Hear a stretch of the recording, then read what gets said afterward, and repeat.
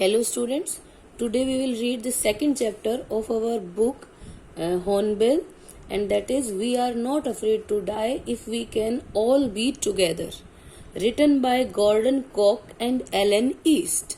दो राइटर्स हैं इस चैप्टर के.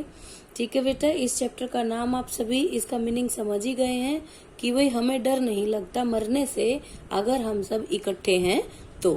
ठीक है बेटा, ये एक ऐसी स्टोरी है बेटा जो हमें इंसानी साहस का परिचय देती है और ये बताती है कि अगर इंसान चाहे, दृढ़ निश्चय रखे और डिटरमाइंड रहे अपने लक्ष्य को प्राप्त करने के लिए, तो ये वह अपने लक्ष्य को जरूर प्राप्त कर पाता है. ये कहानी हमें एक फादर के बारे में भी बताती है कि कैसे वह जो है एक जब अपने बच्चों की स्थिति देखता है तो वह कैसे दृढ़ निश्चयी हो जाता है उनकी जिंदगी बचा लेने के लिए और कैसे वह उनको एश्योर करता है दैट वो जिंदा बचेंगे.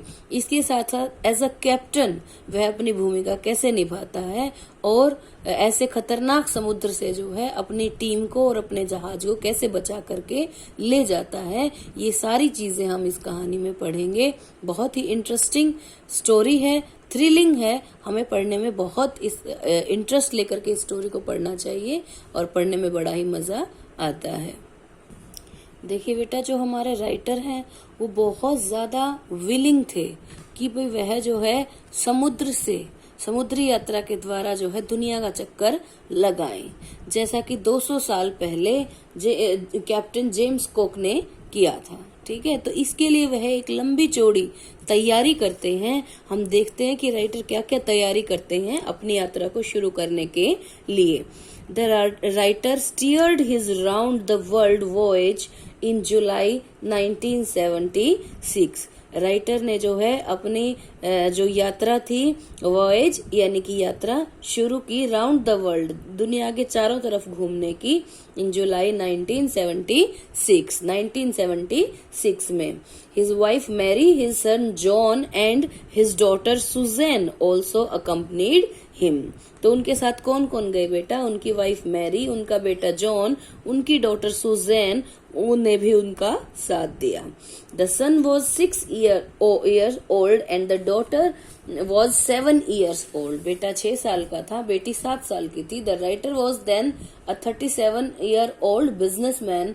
He wanted to follow the same route that Captain James Cook had taken 200 years earlier. ठीक है, तो बताते हुए खुद 37 साल का व्यक्ति था और एक बिजनेसमैन था और वह जो है संसार की यात्रा करने के लिए सेम रास्ता लेना चाहता था जो कि 200 साल पहले कैप्टन जेम्स कुक ने लिया था. For about 16 years both he and his wife had been dreaming of what the famous explorer had done.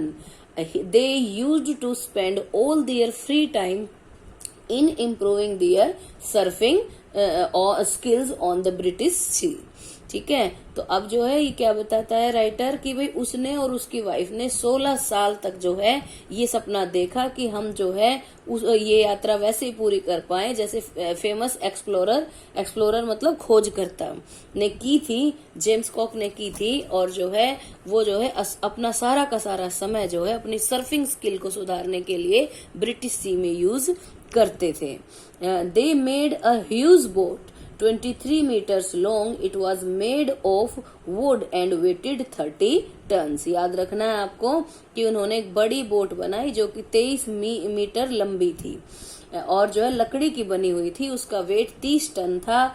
It was a beautiful boat and was made with great skills. ठीक है, बहुत अच्छे से skilful लोगों ने इसको बनाया था और जो है ये एक खूबसूरत बोट थी.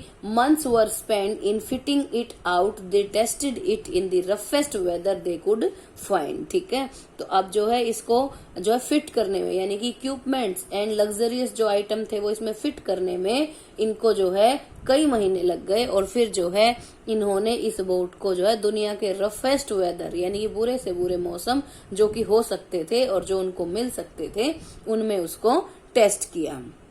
It was to be 2,55,000 kilometer journey they had planned to complete in 3 years. ठीक है, तो 2,55,000 किलोमीटर की यात्रा करने का उनका प्लान था, जिसको कि वह 3 साल में पूरा करने वाले थे. The first part of the journey was completed pleasantly. They sailed along the west coast of Africa and reached Cape Town. ठीक है, पहला आधा हिस्सा, ठीक है, लगभग 1,05,000 किलोमीटर की उनकी यात्रा बड़े ही आराम से पूरी हो गई. ठीक है, और वो जो है वेस्ट कोस्ट यानी कि दक्षिणी किनारे पर पहुंच गए अफ्रीका के. और वो कहाँ पहुंच गए बेटा? केप टाउन नाम की जगह पर. Now for the second part of their journey they were to enter the world's roughest seas. अब जो है उनको दुनिया के सबसे रफ सी के अंदर, खतरनाक सागर में प्रवेश करना था अपने आगे की यात्रा के लिए.